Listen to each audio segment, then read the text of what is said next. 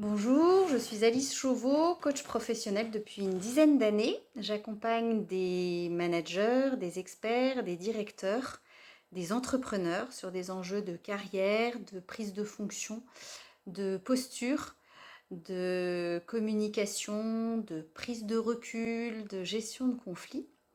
Mon approche est pragmatique et aujourd'hui, je vais vous donner quelques clés pour se libérer de sa charge mentale qui nous fait penser à mille et une tâches en même temps et nous empêche de nous concentrer et génère beaucoup de tension. Donc quelques symptômes typiques de la pression générée par la charge mentale, c'est le sentiment de manquer de temps, de travailler uniquement dans l'urgence, d'avoir une to-do list qui ne se termine jamais, de culpabiliser par le fait de ne pas y arriver. Et ça a aussi un impact sur l'estime de soi qui peut être touchée négativement. Alors la première clé que j'ai envie de vous partager, c'est justement d'accueillir et d'accepter, de reconnaître cette charge mentale et de reconnaître ce sentiment d'être complètement débordé. En prendre conscience, c'est la première étape et ça fait déjà baisser la pression.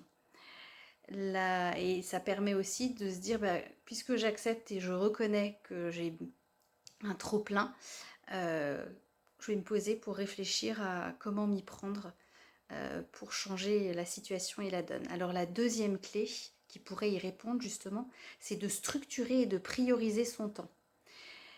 Pour cela, j'utilise la matrix d'Eisenhower qui permet de répartir les tâches qui sont listées justement dans la to-do list en fonction du degré d'importance et du degré d'urgence. Donc c'est une matrice avec l'importance en abscisse qui correspond à l'impact des tâches et sa valeur ajoutée, et l'urgence en ordonnée.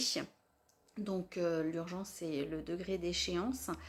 Et l'urgence peut aussi répondre à des facteurs extérieurs, dépendre de facteurs extérieurs. Donc, par exemple, j'ai une présentation à faire pour ma directrice qui a un comité exécutif, soit demain, soit la semaine prochaine. Or, il me manque des données qu'un autre service ne m'a pas transmises et c'est là où le degré d'urgence va être différent. Mon stress peut aussi être lié par un niveau de compétence par rapport à des outils utilisés qui n'est peut-être pas encore au top pour répondre justement aux attentes. Dans ma journée, consacrer du temps à la fois à l'urgent et à l'important est essentiel. L'urgent, ça permet de se décharger et l'important permet de s'investir dans des tâches qui ont du sens. Et normalement, les tâches importantes, comme c'est des tâches à valeur ajoutée, elles vont vous ressourcer et elles vont vous donner de l'énergie.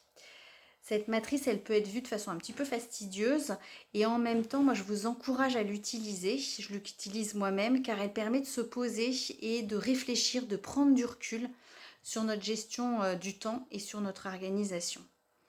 Une autre manière toute simple de se décharger mentalement, c'est de lister toutes ces tâches et d'aller les inscrire dans son agenda. Toutes les tâches, donc même par exemple la gestion des emails. Et c'est assez surprenant de s'apercevoir que finalement, tout tient dans sa journée ou dans sa semaine. Et si ce n'est pas le cas, on peut se poser la question de que faire, peut-être travailler la délégation ou apprendre à dire non. Et ça pourra faire l'objet d'autres vidéos. Pour les tâches chronophages, comme la lecture de ces emails, une clé est de les lire uniquement 3 fois par jour pour les classer, les lire, y répondre, les supprimer. Les lire 3 fois par jour, en fait, ça prend un tiers de temps de moins que de les lire au fil de l'eau, en fonction, enfin c'est une étude américaine qui l'a montré. Un autre point important, c'est de gérer son agenda de façon interactive, enfin de façon plutôt proactive, d'avoir un agenda réactif où ce sont les autres qui vont vous remplir vos réunions. Et dans mon agenda, je note des temps personnels, des temps où je vais travailler seule et où je vais me consacrer dans ces temps personnels, des temps avec moi-même, à la préparation d'une réunion, à la réponse à un appel d'offres, à préparer un entretien de fin d'année. Et dans ces temps, je suis vigilante à inclure aussi des tâches, même de courte durée, qui vont me ressourcer, qui vont me procurer de la joie. Donc ça peut être des tâches comme un peu de méditation, quelques minutes de méditation pour reprendre mon souffle et reprendre de l'énergie. Voilà, j'espère que ces quelques clés vont vous aider à réduire votre charge mentale. Je vous remercie.